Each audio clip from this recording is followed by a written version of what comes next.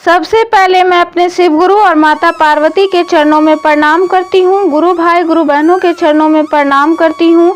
गुरु भाई गुरु बहनों, फिर से मैं आप लोगों के लिए एक नई कथा लेकर आई हूँ। इस कथा को पूरा सुनिएगा।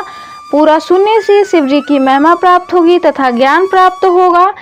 मैं आप लोगों से विनती करती हूँ, आप लोग यह कथा को पूरा नहीं सुनते हैं जिससे शिव जी का अपमान होता है, तो आप लोगों से निवेदन है कि इस कथा को पूरा सुने। एक बार भगवान शिव पार्वती के साथ कैलाश के शिखर पर घूम कर रहे थे। उस समय पार्वती जी का सौंदर्य खिल रहा था। उसे देखकर भगवान शिव मन ही मन सोचने लगी कि नारी का जन्म अत्यंत शोभनीय है, कुछ भी शेष नहीं रहा।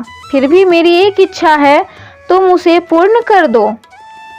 तब पार्वती ने कहा कि शंभु, आपकी कौन सी इच्छा है, बताइए, मैं उसे अवश्य पूर्ण करूंगी। तब शिव जी ने अपनी इच्छा बताते हुए कहा कि तुम मृत्यु लोक में पुरुष रूप में अवतरित हो और मैं स्त्री रूप में अवतरित होऊंगा। इस समय तुम्हारा जिस तरह मैं पति हूँ वह तुम मेरी प्रिय पत्नी हो, उसी प्रकार का दाम्पत्य प्रेम उस समय भी हो, यही मेरी इच्छा है। भगवान शिव की बात सुनकर पार्वती मुस्कुरा उठी और कहा कि प्रभु, आपकी इच्छा को पूर्ण करने के लिए मैं अवश्य मृत्यु लोक में पुरुष के रूप में अवतरित होऊंगी। आपकी प्रसन्नता के लिए मैं पृथ्वी पर वासुदेव के घर पुरुष के रूप में जन्म लूंगी। लेकिन महादेव, आपको भी मेरी प्रसन्नता का ध्यान रखना होगा। भगवान शिव उत्सुकता से पूर्वक बोले, देवी शीघ्र कहो, मैं तुम्हारी प्रसन्नता के लिए क्या करूं? तब उन्होंने कहा कि आपको भी स्त्री रूप में अवतरित होना होगा। भगवान शिव ने प्रसन्न होकर कहा कि मैं भी तुम्हारी प्राण सदृश्य वृषभानु की पुत्री राधा के रूप में प्रकट होकर तुम्हारे साथ विहार करूंगा। इसके साथ साथ मेरी 8 मूर्तियां भी रुक्मिणी, सत्यभामा, जामवती आदि पटरानियों के रूप में अवतरित होंगी। यह सुनकर भगवती पार्वती ने कहा कि प्रभु, तब मैं आपकी मूर्तियों के साथ यथोचित विहार करूंगी, जैसा ना तो किसी ने किया और ना कभी सुना गया है। जया और विजया नामक मेरी 2 सखियां उस समय श्री राम व वासुदेव के नाम से पुरुष रूप में प्रतिष्ठित होंगी। पूर्व काल में विष्णु के साथ मेरी प्रतिज्ञा हुई है, उसके अनुसार उस समय जब मैं श्री कृष्ण की होंगी, वह मेरे बड़े भाई होंगे। बड़े महान बलशाली व आयुध धारण करने वाले बलराम के नाम से जाने जाएंगे। इस प्रकार मैं पृथ्वी पर अवतरित होकर देवताओं का कार्य संपन्न करूंगी तथा महान कीर्ति स्थापित कर पृथ्वी से वापस चली आऊंगी। पूर्व काल में भगवती व भगवान विष्णु ने जिन राक्षसों का संहार किया था, द्वापर में अंत में बहुत से राजाओं के रूप में उत्पन्न हो गए। उनके भार को न सह सकने के कारण पृथ्वी गोरूप धारण कर समस्त देवताओं के साथ ब्रह्मा जी के पास गई और बोली, ब्रह्मा, पूर्व काल में जो महान राक्षस मारे गए थे वो इस समय दुष्ट चरित्र वाले राजा बने हुए हैं। ऐसे लोगों का संहार का उपाय कीजिए। तब पृथ्वी को लेकर ब्रह्मा जी कैलाश पहुँचे। वहाँ उन्होंने भगवती को प्रणाम करते हुए कहा कि माते, आपने और विष्णु जी ने जिन जिन व्यक्तियों, दानवों व राक्षसों का संहार किया था, वे सभी बड़े बड़े दुराचारी राजा हो गए हैं। उनका वध करना जरूरी है। तब भगवती ने कहा कि ब्रह्मा, मैं स्त्री रूप में उन राजाओं का वध नहीं कर सकती, क्योंकि उन लोगों ने भक्ति पूर्वक मेरे स्त्री रूप का आश्रय ग्रहण किया है। लेकिन मेरी जो भद्रकाली की मूर्ति है वह वासुदेव के घर में पुरुष रूप में जन्म लेगी। वासुदेव की पत्नी देवकी के गर्भ से श्याम अवतार लेंगे। वे कंस आदि दुष्ट राजाओं का संहार करेंगे। भगवान विष्णु भी अपने अंश से उत्पन्न होकर महाबली अंजरून के रूप में प्रसिद्ध होंगे। धर्मराज युधिष्ठिर होंगे। पवन देव, श्री भीमदेव एवं अश्विनी कुमारों के अंश में से नकुल व सहदेव उत्पन्न होंगे। ये सब धर्म प्रायण होंगे। दुष्ट दुर्योधन का पांडवों से युद्ध होगा और मैं युद्ध में माया फैलाकर रणभूमि में उपस्थित होकर परस्पर मारने की इच्छा वाले दुष्ट राजाओं का संहार कर दूंगी। मेरी भक्ति में लीन रहने वाले पुण्यात्मा धर्मनिष्ठ पांडु पुत्र के पांचों भाई बच जाएंगे।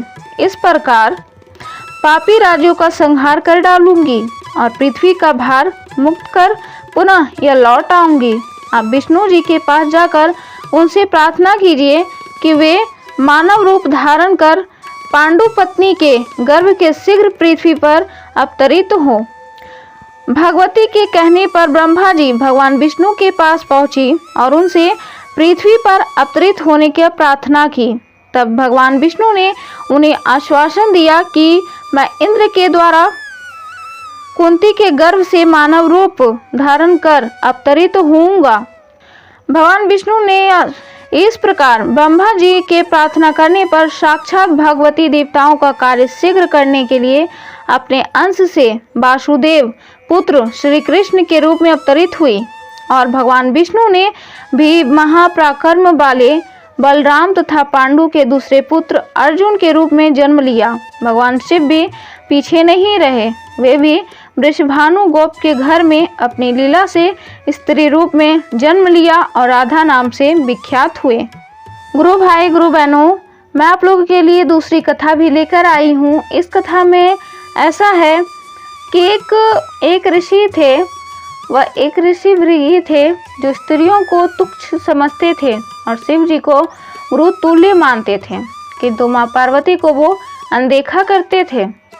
ऐसे होते ना गुरु भाई गुरु बहनों की कहा जाता है कि अगर हम किसी का भी पूजा करते हैं तो अगर एक का करते हैं, भगवान तो सब एक ही हैं, लेकिन हम अगर एक का पूजा करते हैं और बाकियों का नाम ना भी ले तो उनका अपमान होता है। इसलिए महादेव के साथ साथ सारे देवी देवताओं को भी याद करना चाहिए। लेकिन इस कहानी में यही दिया हुआ है कि कैसे एक ऋषि ने शिव जी को गुरु मानकर और उनकी पत्नी माता पार्वती को अनदेखा कर दिया करते थे।